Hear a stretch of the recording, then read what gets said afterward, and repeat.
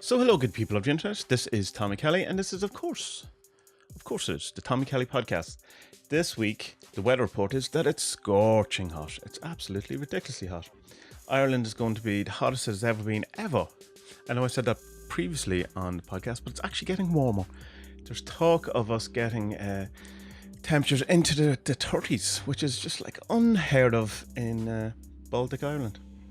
So today, a number of things I want to get to talk to, but one of the things I just wanted to mention because it seemed, appropriate. I talked before about my cat last year dying, Puka. And it was the cat I had for years and years and years, got me through all the hardships and all these things that cats and or pets in general do. And it's very hard for me and all of those sort of things. But we got a new cat just before Christmas, Riggs, who if you follow the social medias, you would probably have seen pictures of. He's a lunatic. What exactly? And I suppose I did that having named him after a character who is a lunatic in TV shows. So much so that even the character or the actor who played Riggs in the new TV show got fired because he was being ridiculous too. Or so it goes. It's hard to know what exactly went on there. But anyway, Riggs today, the poor boy, is in getting castrated and neutered and becoming gender neutral. And it was when I was leaving him into the vets to get done. I hadn't been in that vets or in that place since the Puka. And there's a number of obviously different rooms that you can go into and stuff, the different kind of waiting rooms or the therapy rooms. Just the cats are going in and getting some reflexology done. The rooms where you talk to people, the consultation rooms. Good man, Tommy's brain. And of course, the one that I was brought into is the one that the last time I was there was where I was, the whole thing with Puka happened or whatever. And it was just interesting because it was like going, there's a whole part of me that, that's obviously still misses her and all that, but you can't kind of in one sense dwell on that, and you don't want to ruin your new cat experience by putting in all that. And just what got me kind of thinking about the whole thing of balance in general and trying to keep things in balance, because while it would be easy to go in and get all sad going into the room where your pet died or whatever, it's the beginning of this other cat's journey. And I know it's still not a brilliant occasion to be good in and possibly wanting to celebrate getting your testicles removed, but it's still he's only 7 months and all that kind of thing. And so there's a proper balance needed of acknowledging the old and bringing in the new and getting on with your life in many ways, while still trying to think about or acknowledging the past. And it was interesting, the whole idea of balance that came to me, because recently my life isn't particularly balanced in many ways, particularly emotionally. And a lot of it is to do it in the journey, which is this year-long servitor shadow working that we're doing as part of the Patreon. This month's thing, or this month's kind of theme, if you want, is in part about letting the things you worry about happen. Now, it's not physically letting them happen, like it's just letting them mentally happen. It's the worrying where you're trying to control situations, whatever, by worrying about them. That's very simply put, but it goes into more detail in the actual thing. But so the motto is kind of be to let the bad things happen or whatever, or as we were saying in it, let the apocalypse happen if it's going to happen, and worrying isn't going to help. And in a sense, I should have been prepared for then things to start going a bit weird, because mostly I find when I stop worrying about things and let things be, when I stop resisting life, this is the big thing I've been talking about on the blog for a long while, when you stop resisting the way things are, that then to kind of loosen out your etheric web of who you are in your life or whatever, and things get a wee bit, easier in a sense. Not always, sometimes it gets harder, but even when it gets harder, it gets easier after. But in this case, I'm obviously at this time going through the hard bit or whatever, because things started just falling apart a bit.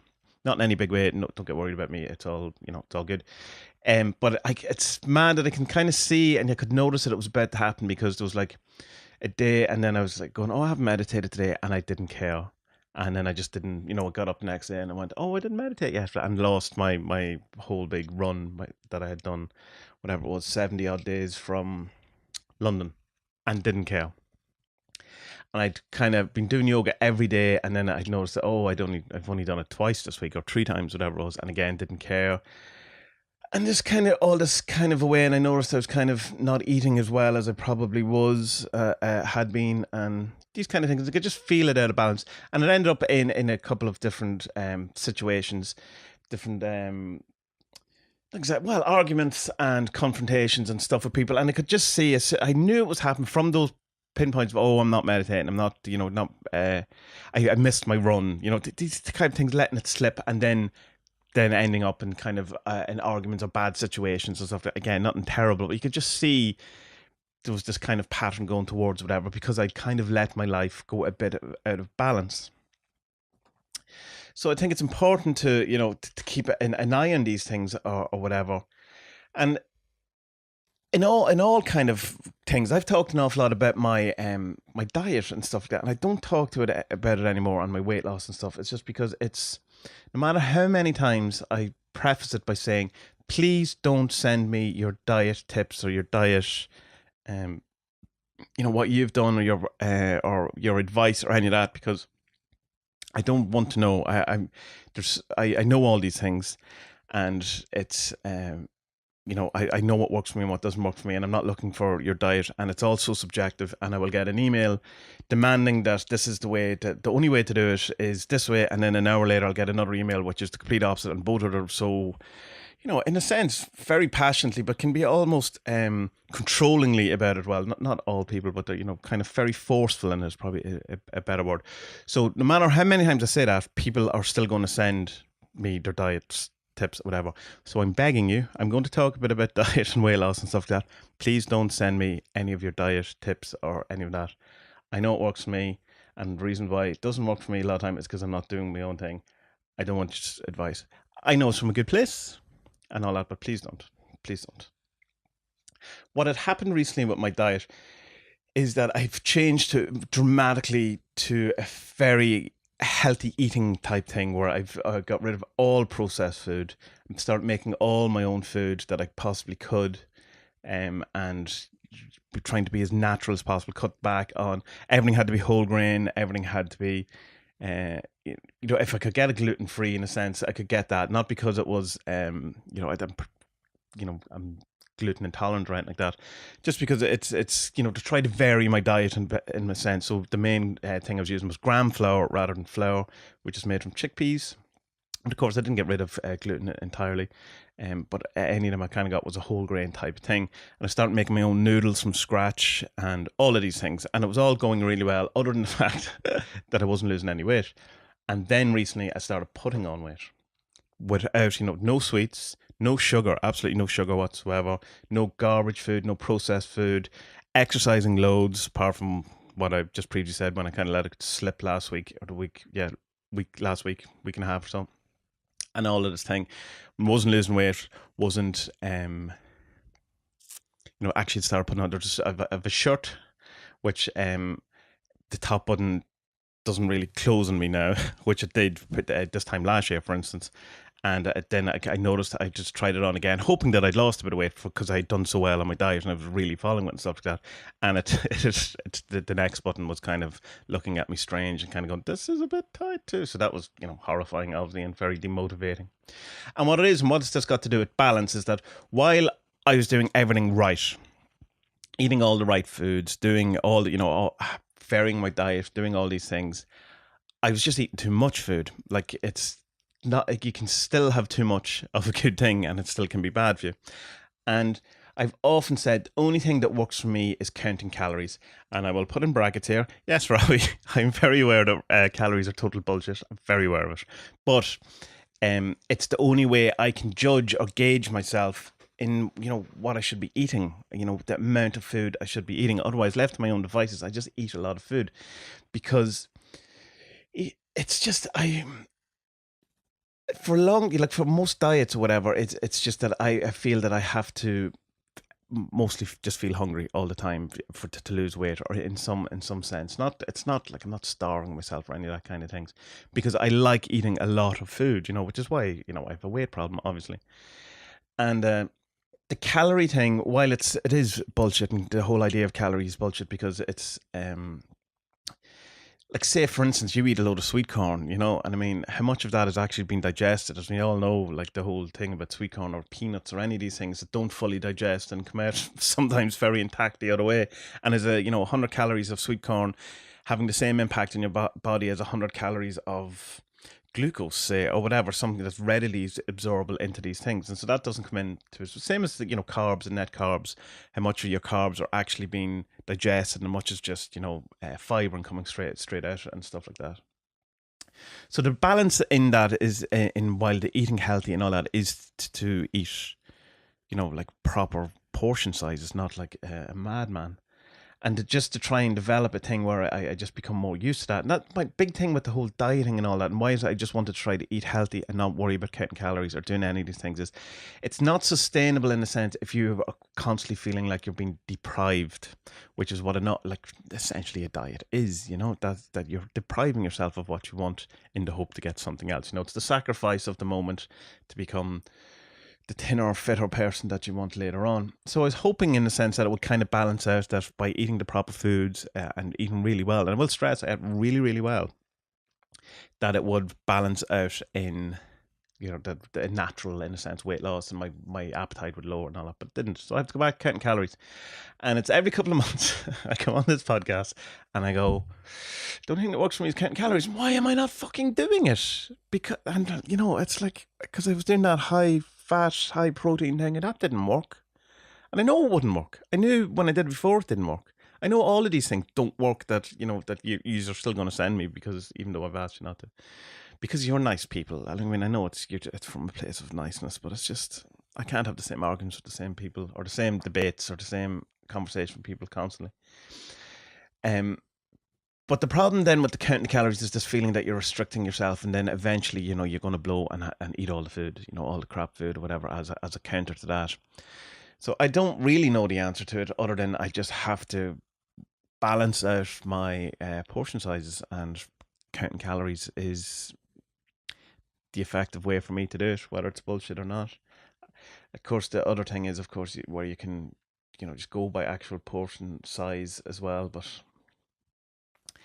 I don't know. I'm going to go back counting calories, I think, for a while anyway, and see how that goes on. It's so annoying.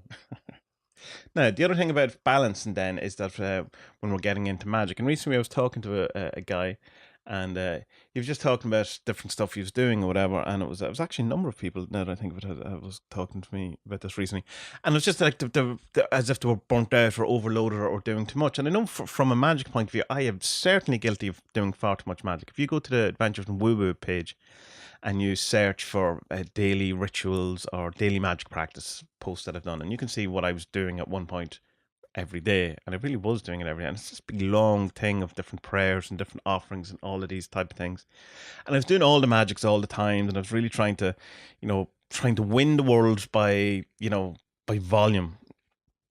And that came from the whole thing of Gordon White, which I'm not sure if it's actually originally him, but I certainly heard from him, is that if your magic isn't working, do more of it. And I think it's coming from the Terence McKenna type thing that, I mean, it's Timothy Leary. I don't know. I always mix up those two in certain ways. Of saying that if you take, if you don't get the spiritual experience from, the psilocybin mushrooms, then take way more of it. Like this heroic dose or whatever of it, and so do more of it or whatever. So that if your magic is working, you should do more of it or whatever. Now there is a certain part of that I do agree with, and there's an awful lot of it I don't agree with, because it's like if you're doing something wrong, or if it's not working, it's not essential, it's not really true that doing more of the wrong thing is going to make it suddenly become right. So if you're doing loads of like say ancestor work, just for instance, and it's not going anywhere, which was my case anyway at the time, and then doing more ancestor work doesn't seem a logical thing to do it. You have to look fundamentally at what is the issue at hand.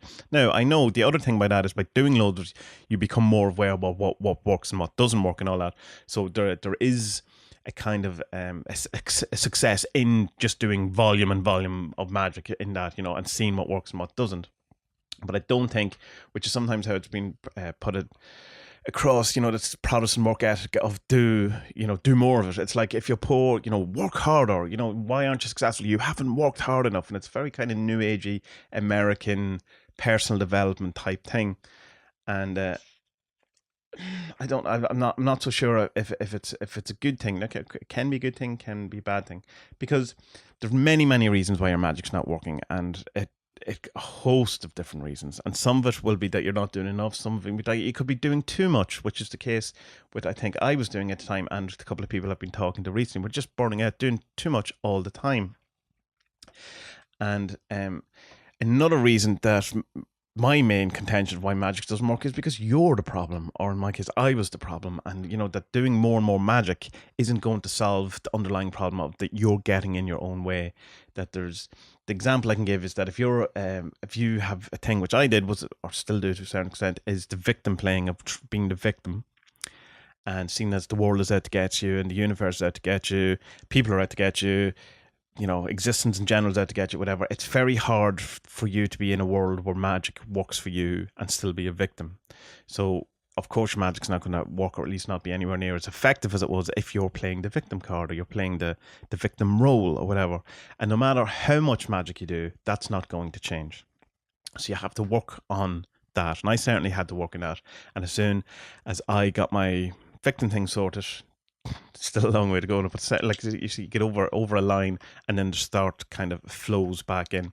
I was thinking about this during the week, and this kind of slightly tangentially off, but it's almost like there's some kind of reward or end of level bonus that you get when you solve something in your life, or it's certainly something that I have noticed in my life. That if there's some area or some problem, and then you get it sorted, and then there's a thing, like say you have a problem relationship, and you make moves towards healing that or solving that or whatever, then something else in your life that you were working on will fall into place.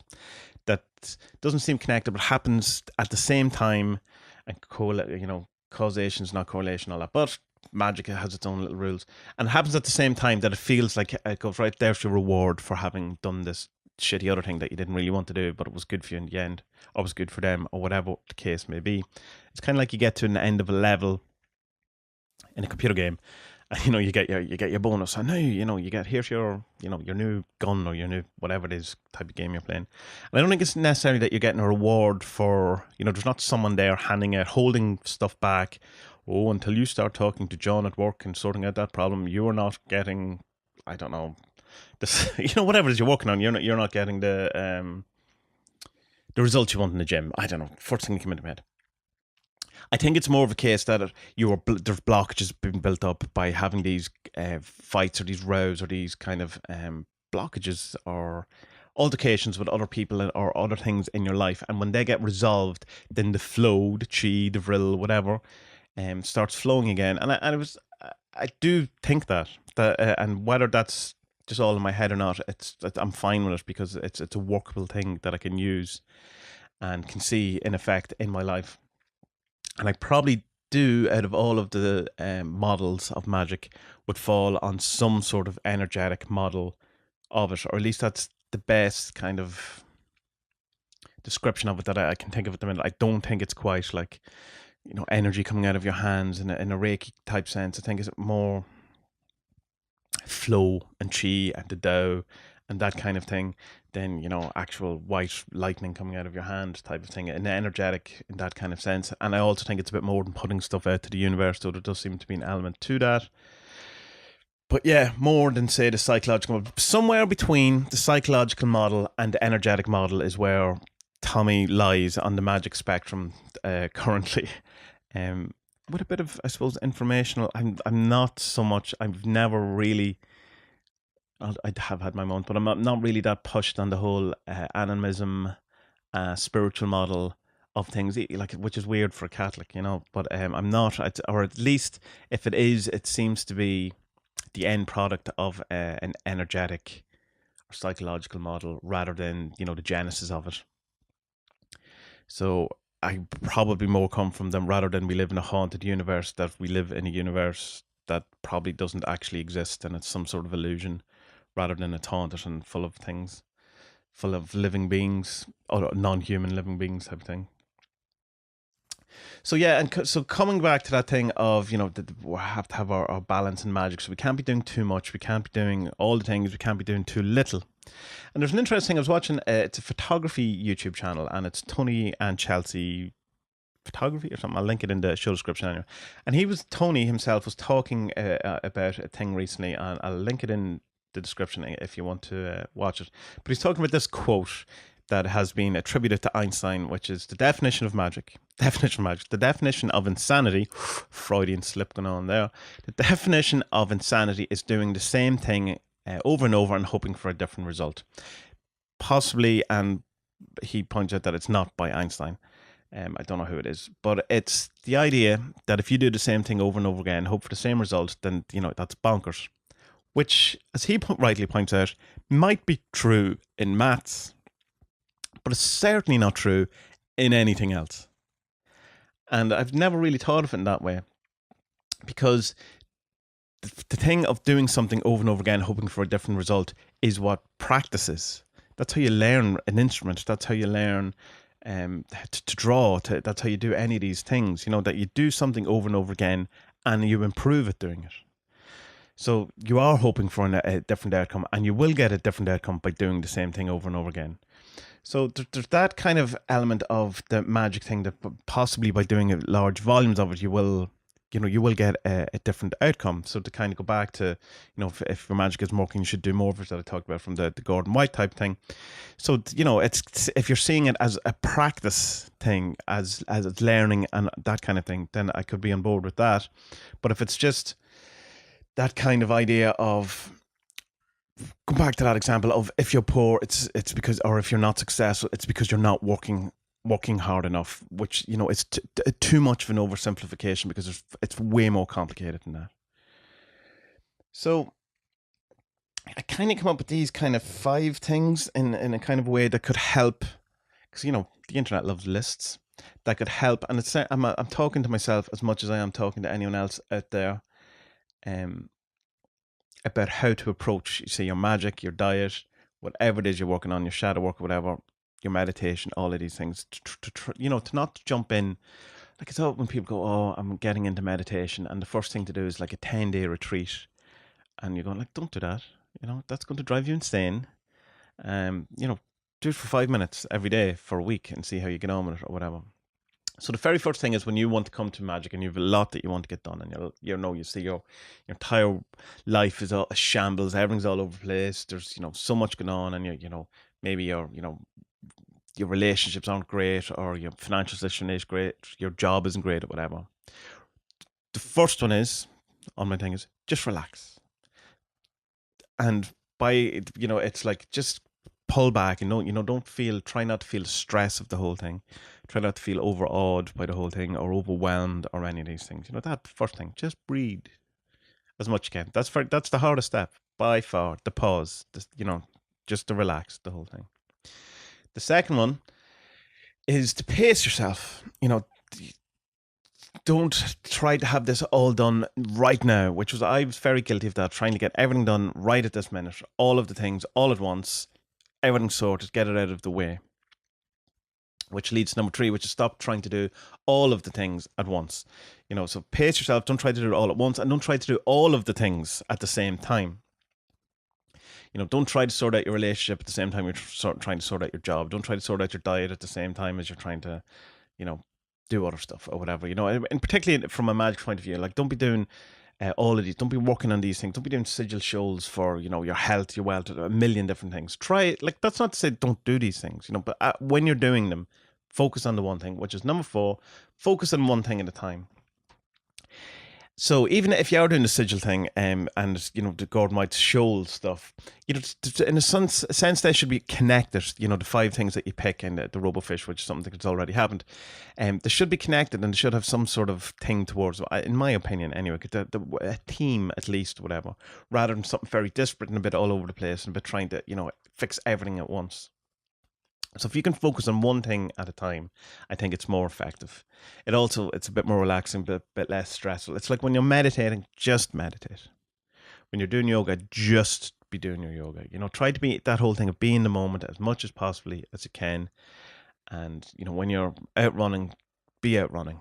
Don't be out running worrying about your financial situation, how you're going to fix, that problem you have with your boss at work.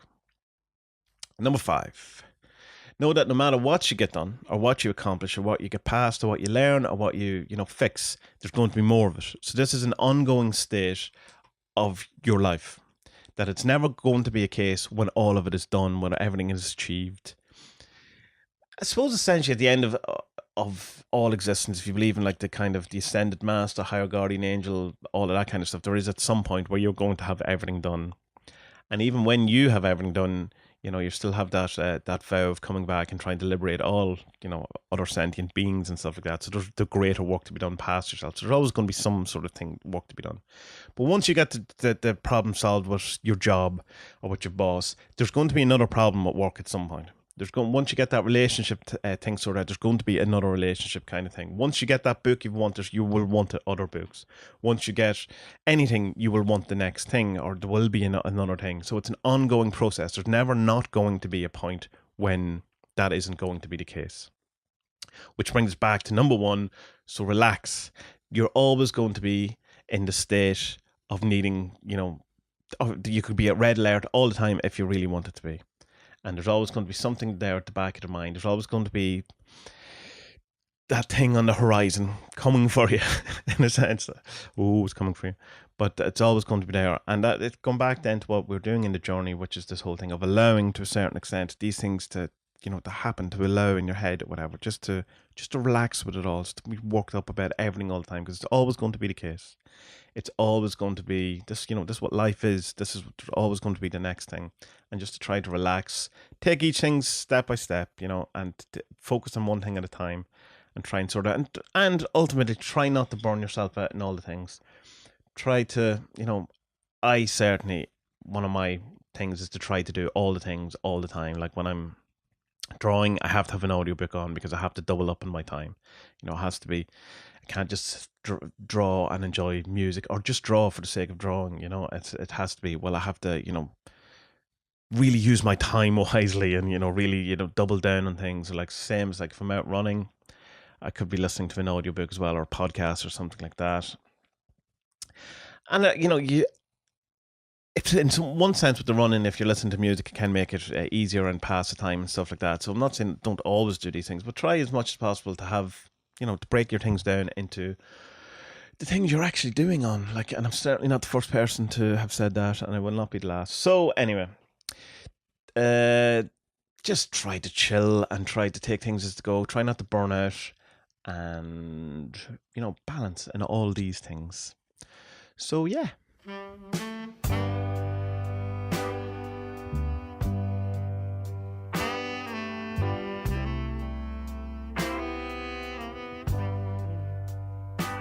So that was the Tommy Kelly podcast. And if you would like to hear more of these podcasts, you can go to Tommy Kelly Podcast, and that's TOMMIE Kelly and podcasts.com. If you want to know about more of me in general, then you can go to adventuresinwoowoo.com, and you will find all the things there. There's a whole about page, which says a bit about me and my background and what I've done.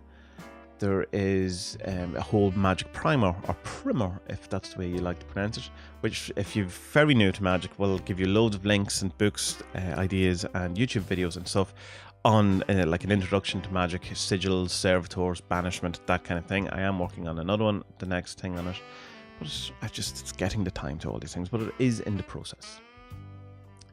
There is a YouTube channel which you can check out, and you can get that from adventuresandwoowoo.com, or just search Tommy Kelly in YouTube. The link will be in the description anyway. And it has the podcast there. It also has the 40 Servants video course, which is a free course where I go through basically the entire system of the 40 Servants, and I try to explain it to the best of my ability so that you too can use it. The 40 Servants is a divination and magic system that I created last year. Is that right? The year before? Time is just moving on so quickly. It was Halloween one year anyway, and so yeah, if you go to adventureswoowoo.com or the40servants.com or 40servants.com, you will find out all the information that, and there's all of the stuff there that you could possibly want. You can use the 40 Servants for absolutely free for magic and divination. There's loads of different ways of doing that. If you search the 40 Servants are free on the site, or just go to the archive and scroll down, you'll see it. All of the stuff's there. There's also my photography there that you can see. There's some art I've done. This week I put up some art that I've done over the years that has been memed a lot, have been used in memes of, say, Alan Watts, Robert Anton Wilson, Terence McKenna, Bill Hicks, Alan Moore, that kind of thing. So I put it up there, high quality stuff where you can just, stick your own, I was going to say lyrics on it, but not lyrics, stick your own text on it and do it as the wilt.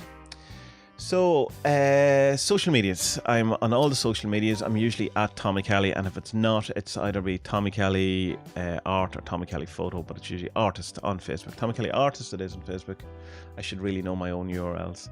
If you would like to help me out, please share, like, all of those things, and tell other people about it. Leave good ratings on iTunes or whatever your podcast catcher is. And if you'd like to give me some of your monies, then you can go to tommykelly.com, just TOMMIE, and you can that'll bring you straight to my Patreon, where you can give me some of your money, and in return I will give you stuff too by giving you like the podcast early. You get some extra bonus things, you get some PDFs of all my comics, you get PDFs of the 47s, you get the digital download of the 47s, there's some flashcards of the 47s, there's part of the audiobook, which I still haven't finished, and a host of other stuff. So check that out if that's something you may be interested in.